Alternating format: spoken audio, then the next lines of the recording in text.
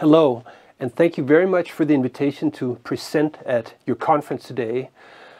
I'm sorry I couldn't be with you in person, but as it were, I am enjoying an overseas vacation at this very moment in time. I want to thank TESUP for our close cooperation over many years. TESUP is an integrated and very valued member of the EURELECTRIC community, and we work together closely in a number of areas. And we are planning new joint initiatives that we will soon be able to shed some additional light on. What I want to tell you about today is a big study that we have done in the space of distribution grids. A few years ago, we coined a slogan in EURELECTRIC which was called "From Wires to Platforms." And the intention of this was to say that the business model and the fundamental task of the DSO is changing with the new power system. Now, you have heard at many conferences that we are decarbonizing, we're digitalizing, and we are decentralizing the power system. And what that means is that the sweet spot of the system is moving downstream, down in the lower voltage levels, where the electric cars will be connected, where the electric heat pumps will be connected, and where a lot of the renewables will also come online. In that situation, it's no longer just about transporting electricity the last mile to the customer in a low voltage grid. It is about massive investments to get ready for an electric future. It is about bidirectional flows, and it is about handling that multitude of actors at the same time, connecting new players and making sure that these flows of electricity are up to speed with the needs of the customers and the abilities of the producers. So together with Accenture, we set out to understand what does it imply for a DSO to be wired for tomorrow, or ready for tomorrow, if you will. And what we did was essentially to set out a study framework where we looked on the one hand at what is the situation today, what is it that we want to achieve, and what are the outcomes that we can expect, and what are the next steps in terms of technology. With this framework, we then engaged with 31 DSOs across 20 member states in Europe to see what is the level of digital maturity, what are the issues they're grappling with, and what is it that we can do about it. The study focuses on the core virtues, the core tasks of DSOs that are to build, operate, and maintain grids, and what is the role of the digital piece in this, also from the big picture, for instance, when it comes to protecting the grids from cyber attacks and making sure that the overall operations function very smoothly. Now, looking at these 31 different DSOs that are widely different, what we found was very interesting. First off, it's very clear that everybody is trying out the digital technologies, doing their best to find out what they can get out of it. What's also very clear is that the DSOs are at very different levels when it comes to the digital maturity. Some are at the beginning of this digital journey, some are very close to the digital North Star, if you will. Another very interesting insight is that even if you're a big company, it doesn't mean that you are ahead of everybody else. In fact, when we look at the medium-sized and the big DSOs, it can vary which one is most advanced and which one is most able to take advantage of the digital technologies in the different spaces we were examining, whether it's building, operating, maintaining, or dealing with the overall management with digital technologies. On the qualitative side of this study, we had 6 key insights. The first insight is that digitalizing is a must-do. It is not something that is optional. You have to digitize in order to embrace the new decentral world, the new electric world of utilities, of power systems. The second key insight is that it is critical that there is clarity on the regulated mandate. that the rules are clear, that the expectations from the regulator is clear. If it's not, it's much more difficult for the DSO to know what it can and cannot do. So regulatory clarity is another key insight of our study.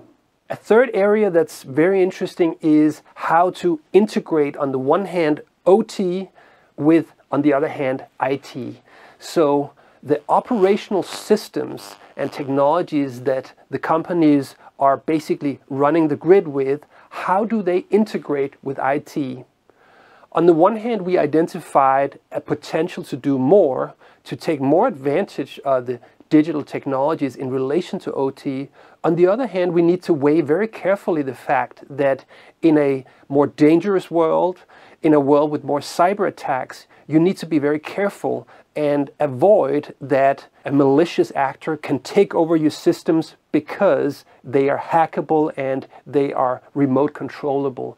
So it is a critical interface, the interface between IT and OT. There's room for improvement, but there's also a very clear word of caution here. Our fourth insight related to two areas where we really need to up the game on digital. One is the build out, so the actual building processes where we see a relatively low level of digitalization across the board. And the other one is when it comes to managing and providing flexibility. Let's talk a bit about those two. First one about the building. This one is very interesting because there is a huge potential to do more when it comes to taking advantage of digital solutions in relation to building stuff. The challenge is, of course, that many of the authorities that we relate with and have to do business with are not digital themselves. But one thing that we can push for, and where we've seen best practice, is when authorities create a one-stop shop where you have fully digital solutions, where you have the ability to basically do all your permitting via one interface, and where the bureaucrats on their side can monitor this and basically intervene in the process, see that it happens at a fast pace. So a one-stop shop on the side of the authorities for permitting, digital permitting, environmental assessments, and so on and so forth can be a very valuable tool. The other piece in this building part is about digital procurement processes, digital interaction with the service providers, the suppliers of different types of equipment. Here is a room for improvement as well, and a huge opportunity to improve and create efficiency. When it comes to flexibility, it goes without saying that a digital optimization of the system is really a must-have.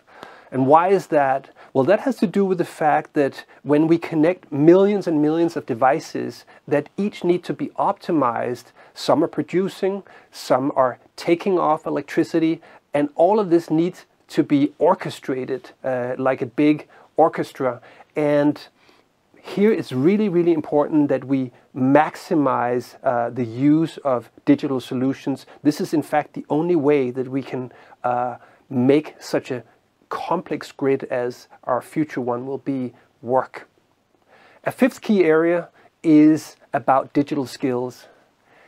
Many of our colleagues have been working in this sector for ages, perhaps decades, and have not been used, at least not from the beginning of their career, to adopt digital work processes. They used to do everything manually. So upgrading our skills in the companies, but also ensuring that there is a steady pipeline of very skilled digital engineers with clear skills in this area is very important for the success of the DSOs to walk into this digital future. In the EU, we're looking at different types of initiatives that can help making sure that there is a steady supply of workforce that is able to work with the digital solutions and embraces the digital approach. One of them is to create a certification scheme across different types of educations to make sure that once you see that blue mark, the certificate, you know that this person is capable of using the digital technologies. So this is something that we've found useful in the European Union. The last key point from our study is to make sure that digital is not something we just do for the sake of digital. We do it with a specific goal in mind. And whether it's relating to the building process, the operations, or anywhere else, it is about making sure that we have a clear objective with the deployment of digital technology. It needs to add value to the process. It's not just to do digital. This sounds banal, but it's actually important that we bear clearly in mind which are the technologies we want to deploy, why do we deploy them, and what's the plan for it. So a clear digital strategy, goals, and ways to get to those goals is an integral part of embracing the digital future. So these are the key insights from our study with Accenture. I hope they're of use to you as well, and we are happy to share further knowledge on the basis of this study. You can download it from our website, and the EURELECTRIC community will be engaging on the topic of digital alongside many other themes in 2025. For now, I wish you a good conference and a happy new year.